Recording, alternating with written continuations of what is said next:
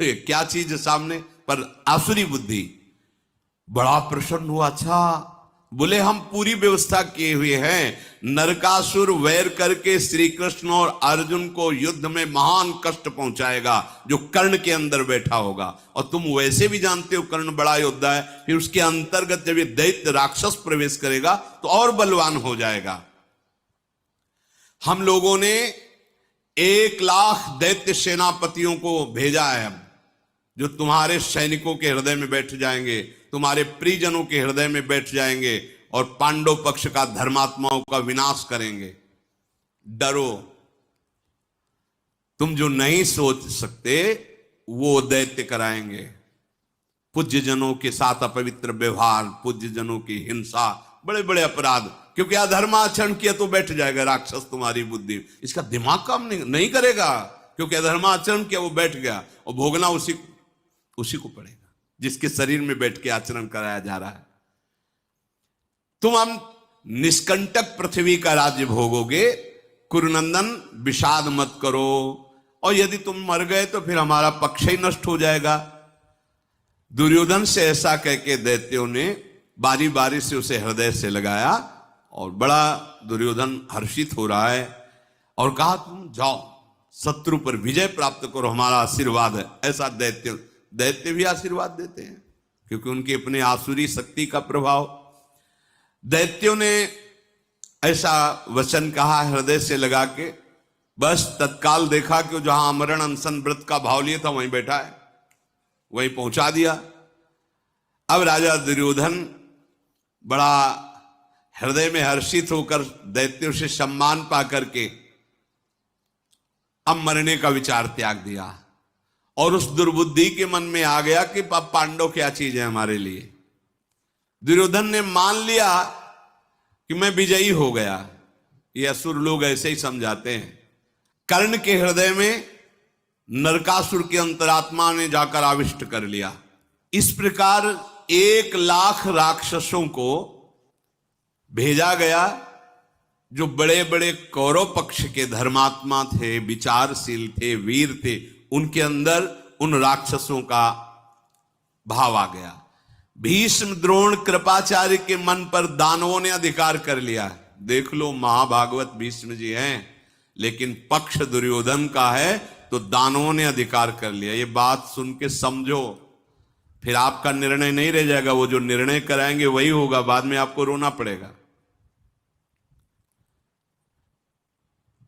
दानवों का भाव सफल हुआ, क्योंकि दुर्योधन जो मरना चाहता था वो मरने की बात छोड़ दी।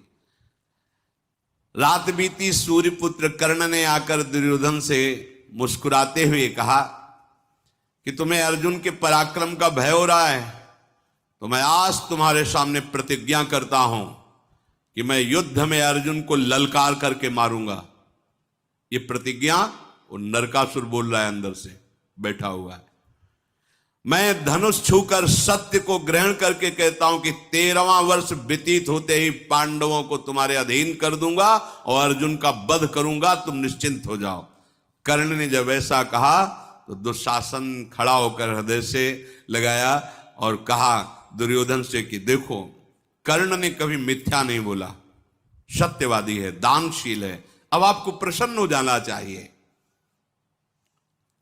दुर्योधन दैत्यों की बात स्मरण करके आनंदित हो रहा है। अब चमत्कार दिखाई दे रहा है, क्योंकि सबके अंदर जैसा दैत्यों ने कहा वैसा हो रहा है। आनंद पूर्वक वो हस्तिनापुर लौट करके आया। अपनी राजधानी हस्तिनापुर में वो ये विचार कर रहा है कि अब ये दैत्य समूहों का हमें सहयोग मिल गया है तो पांडव कुछ चीज नहीं। इधर पांडव जहां द्वैत वन में रह रहे थे तो एक दिन युधिष्ठिर जी ने स्वप्न देखा। जैसे अब कोई पूछता है क्या स्वप्न सत्य होता है क्या, तो जो पवित्र हृदय वाले होते हैं, अब जिनके प्रपंच ही चल रहा है बात अलग है, पवित्र हृदयों में आगामी सूचना स्वप्न में हो जाती है।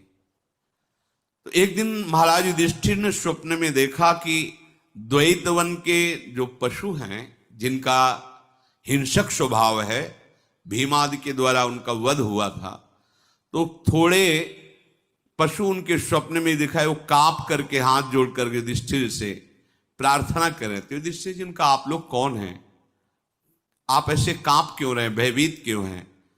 तो उन्होंने कहा कि आपके भाइयों से मारे गए हमारे परिवार हैं, मैं हिंसक पशु हूं, हमारा राज्य वन है, और जब से आप आए हैं तो हमारे हिंसक पशुओं की हत्या होती जा रही।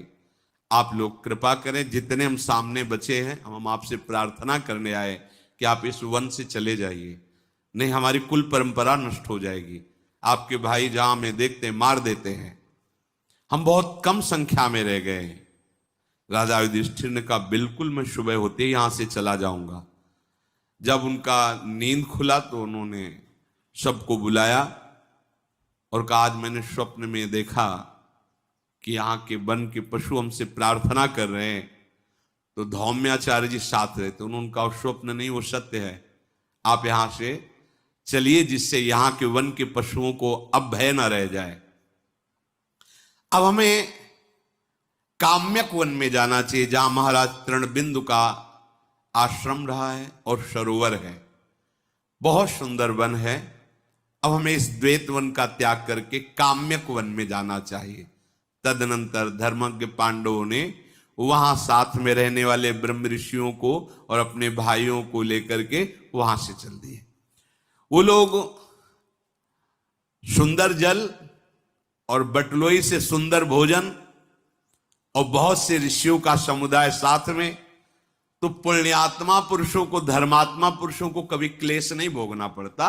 क्लेश जैसा लगता है, क्लेश तो भोग रहा है, ये हस्तिनापुर का राजा बना बैठा है लेकिन जल रहा है, और ये सुंदर भोजन मिल रहा है बटलोई से सूर्य प्रदत्त, और सुंदर सरोवर का जल, बड़े बड़े ब्रह्म ऋषियों से भगवत चर्चा हो रही। अब वनवास का थोड़ा समय रह गया है, ऐसा पांडवों के हृदय में उत्साह हो रहा है। 2 महीने रह गए हैं 12 वर्ष में।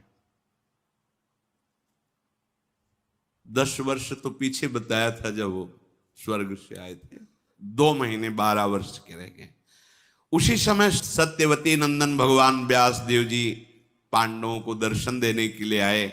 पांडवों ने देखा भगवान व्यास देव जी आ रहे, दौड़ करके आगे बढ़े, साष्टांग प्रणाम किया, आसन पर बैठा। पांडव आनंद में मगन हो रहे हैं। युधिष्ठिर जी अर्घपाद्य दे करके पूजा कर रहे हैं व्यास जी की। धर्मात्माओं में श्रेष्ठ महाराज युधिष्ठिर, मैं तुम्हें कुछ कहने आया हूं, भगवान व्यास देव जी ने कहा। जिसकी तपस्या परिपक्व नहीं होती वो हम लोगों के दर्शन नहीं पा सकता है। अभी हैं भगवान व्यास देव जी, देवर्षि नारद जी, ये सब महापुरुष हैं, पर उस कोटि का भजन हो और जैसा तुम्हें आनंद मिल रहा है ऐसी उपलब्धि नहीं मिल सकती कि सब ब्रह्म ऋषि जन घेरे हुए हैं। संसार में मनुष्य बारी बारी